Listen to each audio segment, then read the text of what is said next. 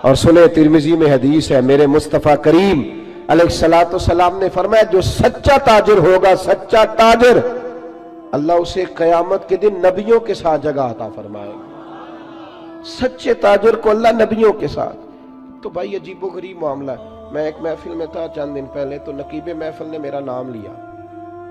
आपको पता है ये मोहब्बत वाले होते हैं, संगीन नकीब जो होते हैं, प्यार वाले लोग होते हैं, इनकी भी ड्यूटी होती है ना तारीफ करने की। इनकी मजबूरियां इन्होंने करनी है, ये नहीं करेंगे तो नाराज हो जाएंगे लोग।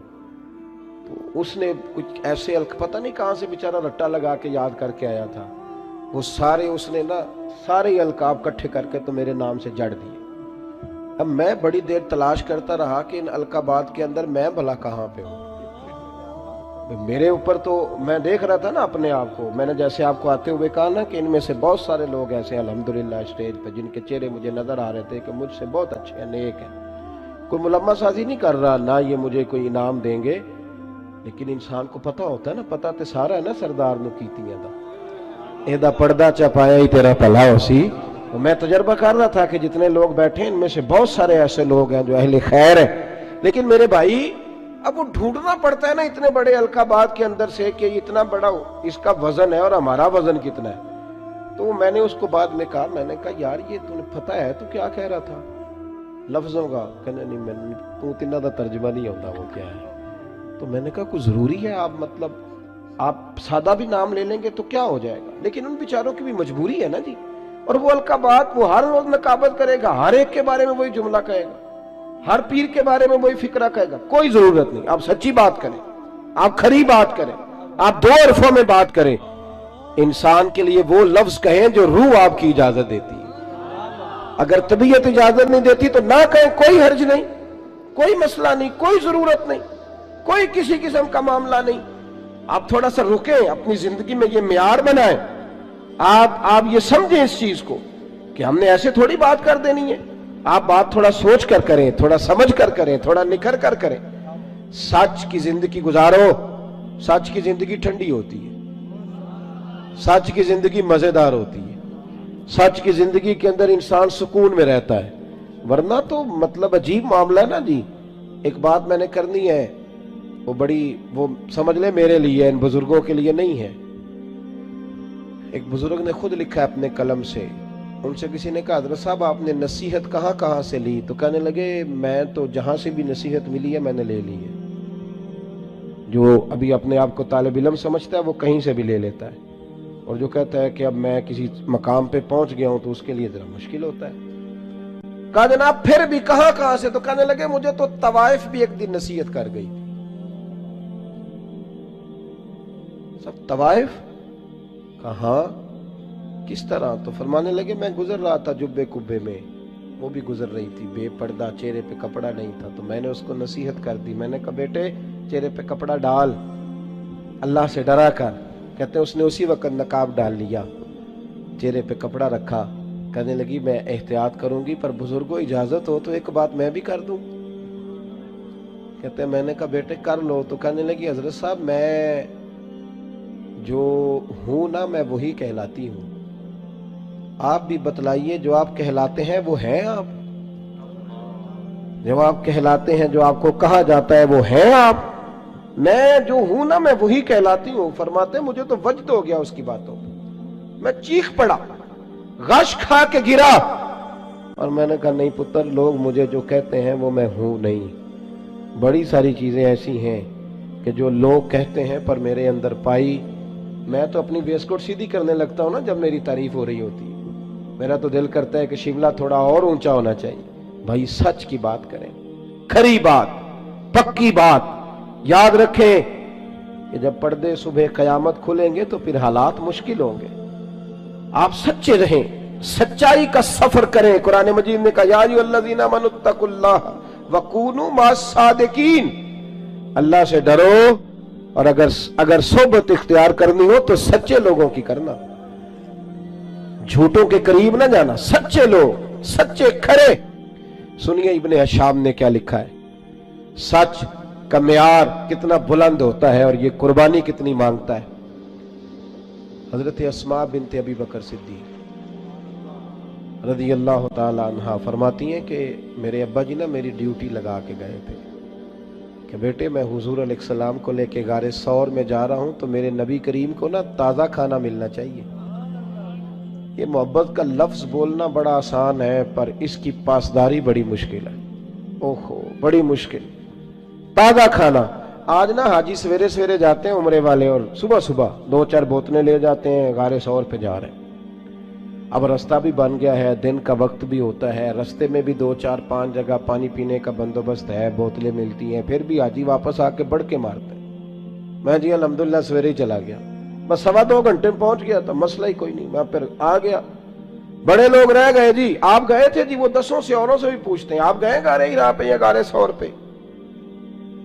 5413 فٹ اونچی غار ہے وہ، اور آج بھی صبح کے وقت لوگ جاتے ہیں تو پتہ نہیں 15-18 جگہ پہ رک کے سانس لیتے ہیں، پانی پیتے ہیں، پھر بھی مشکل ہے، اور دن میں جاتے ہیں۔ اس وقت تو رستہ بھی کوئی نہیں تھا، آج بھی جنگل ہے۔ جاگ رہے ہیں آپ حضرات؟ سمجھ آ رہی ہے میری باتوں کی؟ حضرت اسماء کی جب ڈیوٹی لگی تو حالت یہ تھی کہ حضرت ابوبکر صدیق نہ بیٹے کھانا پکانا اور دن کو نہ آنا، کوئی دیکھ نہ لے، رات کو آنا کھانا لے۔ یہ آپ کا ہستا بستا گاؤں ہے، پر 10 بجے رات کو جوان بیٹی اگر ماچس لینے چلی جائے نا دکان پہ تو سویرے شور مچ جاتا ہے، اور باپ ہو سکتا ہے کہ پھر محلے والوں سے نظریں نہ ملا سکے کہ جوان بیٹی۔ عشق کا دعویٰ کرنا بڑا آسان ہے، اور یہ سپیکر جب میرے ہاتھ میں ہوتا ہے تو میں کہتا ہوں ایسے کر دوں گا، میں وہ کر دوں گا، پھر سپیکر کہیں پگڑی کی باتیں کرنی تو آسان ہے، جوش دکھانا تو بڑا آسان ہے، پر عمل کرنا اللہ چوں بگویم بمسلمانم بلرزم۔ جب میں کہتا ہوں میں مسلمان ہوں تو میں کانپ جاتا ہوں، جب میں کہتا ہوں یہ لفظ کہ میں حضور کا دیوانہ ہوں۔ اقبال کہتے ہیں مجھ پہ کپ کپی طاری ہو جاتی، سنو اور یاد رکھو۔ حضرت اسماء کہتی ہے ابا جی نے ڈیوٹی لگائی رات کو کھانا پہنچانا، متی میں کھانا پکاتی، پھر میں مکے کی گلیوں میں دیکھتی دنیا سو جاتی رات کے وقت۔ بیٹیاں تو بڑی پیاری ہوتی ہیں نا، اور پھر رات کو بیٹی نکلے، اور عام گھر نہیں، سردار کی بیٹی۔ فرماتی ہیں کبھی کسی نے دستک ہی نہیں دی تھی، کسی کی طاقت ہی نہیں تھی ابوبکر صدیق کے دروازے کو دیکھے، لیکن ایک دن میں کھانا پکا رہی تھی تو میرے دروازے پہ شور ہوا۔ فرماتی ہیں شدید پریشانی کے عالم میں دروازے پہ گئی تو ابو جال کئی لوگوں کو لیے دروازے پہ کھڑا تھا۔ میں باہر نکلی، کیا بات ہے؟ تو کہتی ہیں بڑے مجمع میں اس نے پوچھا، کہنے لگا کہاں گئے ہیں ابوبکر صدیق، کہاں گئے ہیں نبی کریم علیہ السلام کو لے کر، بتاؤ۔ نوجوانوں ذرا غور کرنا، بات بات پہ جھوٹ بولنا کوئی نفع نہیں، پھر بھی جھوٹ، کہاں گئے ہیں؟ تو جناب اسماء کہتی ہیں کہ اب میرے سامنے 2 رستے تھے، اگر میں کہتی تھی کہ مجھے پتہ ہے تو میری وفا اجازت نہیں دیتی تھی، یہ تو ابھی جا کے حضور علیہ السلام کو تکلیف پہنچائیں گے۔ اگر میں کہتی تھی، میری باتوں کی سمجھ آ رہی ہے آپ حضرات؟ ذرا غور کریں کیا کہہ رہا ہوں، اس بات کی نزاکت کو سمجھیں۔ اگر میں کہتی ہوں کہ مجھے خبر ہے تو یہ تو تکلیف دیں گے، اگر میں کہتی ہوں مجھے پتہ نہیں تو یہ جھوٹ ہے، اور حضور اس کی اجازت نہیں دیتے۔ کتنا مشکل کام ہے، کہاں کھڑے ہو کہ کہاں سچ بولنا، اس معیار پہ، اس میدان پہ سچ بولنا۔ کہتی ہے مکے کا چوک، چاروں جانب دشمن اور میں اکیلی، اور وہ بھی عورت۔ فرماتی ہیں پھر میں نے اپنی ساری ہمت جمع کی، ساری طاقت اکٹھی کی، میں نے فیصلہ کیا کہ میں جھوٹ نہیں بولوں گی کیونکہ میں ابو بکر کی بیٹی۔ فرماتی ہے میں نے ارادہ کر لیا، اب میں وفا بھی بچاؤں گی، دین بھی بچاؤں گی۔ اس نے پوچھا بتائیے کہاں ہے، جب زور سے بولا تو میں نے کہا ابو جان سن، پھر سن، مجھے خبر ہے وہ دونوں کہاں ہیں، پر تیرے اندر طاقت ہے تو پوچھ کے بتا، میں تمہیں بتاؤں گی نہیں وہ دونوں کہاں ہے طاقت تو پوچھ کے بتا۔ ہاں جے محبوب بلاوے ایک دم تے سر نو پیر بنائیے، وہ سر منگے تے سر دے دئیے، پھر کدے بھی دیر نہ لائیے تے یار دا کدے بھی گلا نہ کریے، پاواں سینک دے ہی مر جائیے، او سجنا یا تے لائیے ہی نہ، تے جے لائیے تے پھر توڑ نبھائیے۔ کہا بتاؤں کہ نہیں؟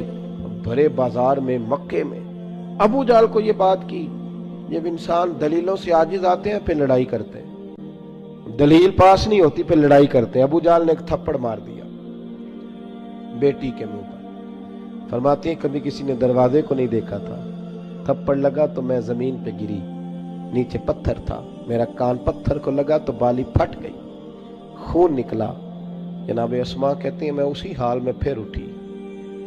लोग अबू जाल को पकड़ के ले गए, तो औरतों के मुंह लगता है, चल ये अरबों का शेवा नहीं। उसको ले गए।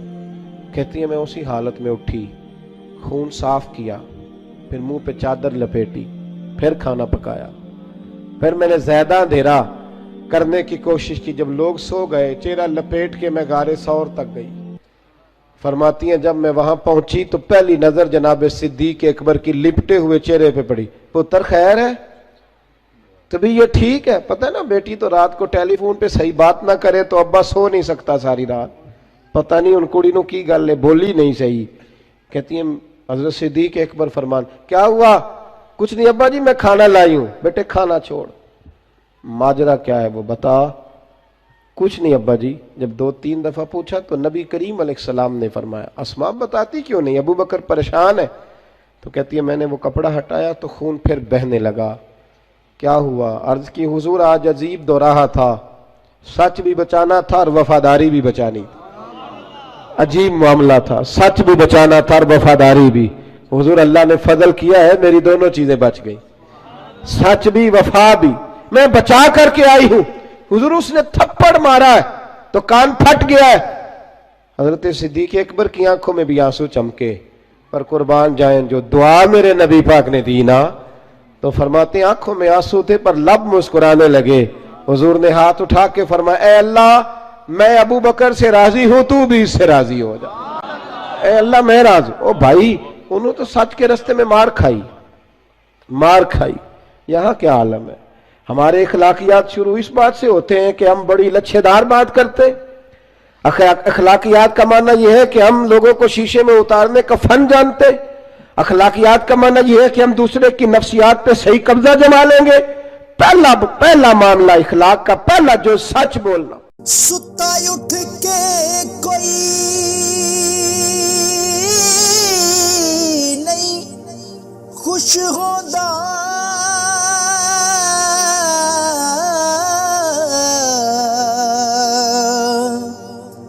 बड़े सुते जगा के मैं वेख्या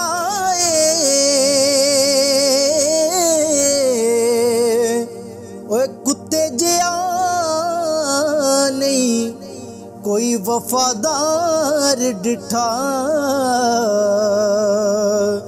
ते टुकर सुका भी पाके वेख आए।